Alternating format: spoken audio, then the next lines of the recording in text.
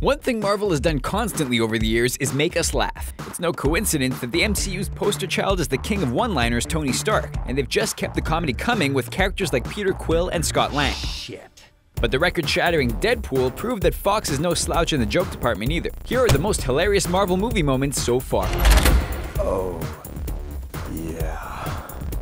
Deadpool opening credits. The opening minutes of Deadpool quickly established that this is going to be a superhero movie like no other. It's a perfect encapsulation of the film itself, being self-reflexive, visually impressive, and hilarious. It acknowledges the archetypes the film will include in the least archetypal way, with credits like God's perfect idol standing in for Ryan Reynolds and an overpaid tool for director Tim Miller. The picture speaks 1,000 words as Deadpool teabags one goon and gives another a wedgie while the SUV that they're all in rolls down the highway. The only question remaining is, who carries a Green Lantern trading card in their wallet?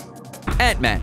Baskin Robbins always finds out. Comedian Greg Turkington was best known for his stage alter ego Neil Hamburger before appearing in Ant-Man. Now Marvel fanboys everywhere recognize him as Baskin Robbins' chill but firm manager. He only appeared in one scene, but Scott Lang's firing is one of the best in Ant-Man, as Turkington expresses equal parts approval and indifference while laying off Lang for the cool crimes he lied about to get hired. No, it wasn't a violent crime, it was a cool crime. Friend and fellow ex-con Luis should have warned him. Baskin Robbins always finds out, bro.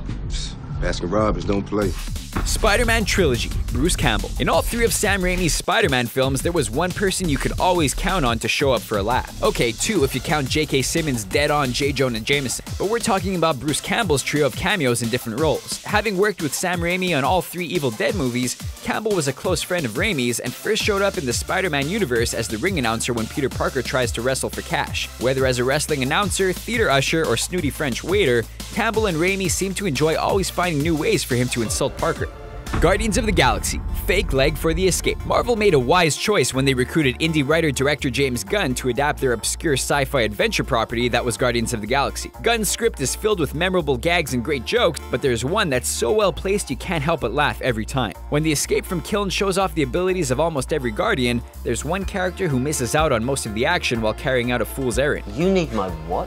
While Quill didn't think it was very funny that he paid 30,000 units for a fake leg that Rocket didn't actually need, watching someone screw with the hero like that in the middle of a big action scene was easily one of the funniest moments in a movie filled with them.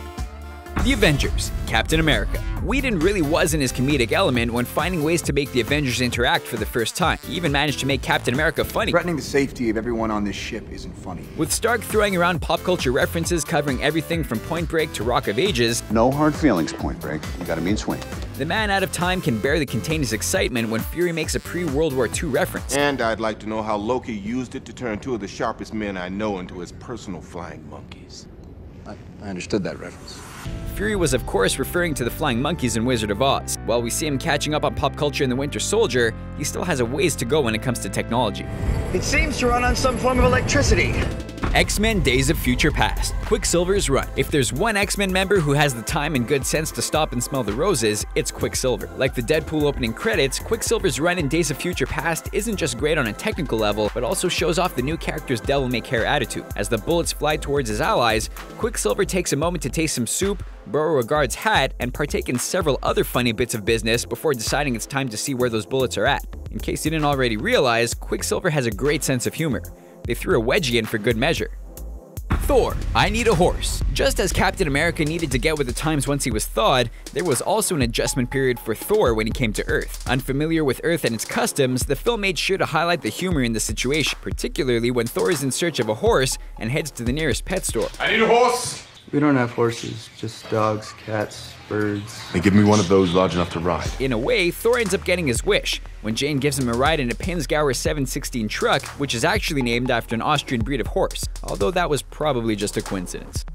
Iron Man 3, the Mandarin reveal. Say what you will about Shane Black in Iron Man 3 quote-unquote ruining what many fans consider to be Stark's #1 nemesis. Ben Kingsley acted the hell out of that part. He was sufficiently menacing as the Mandarin in the propaganda videos, but it's the Trevor Slattery reveal where the comic gold lies. As a washed-up English thespian whose King Lear was once the King of Croydon, Kingsley creates numerous droll asides in his few minutes of screen time. He clearly had a lot of fun with the role, which is why he came back for more laughs in the Marvel short All Hail the King.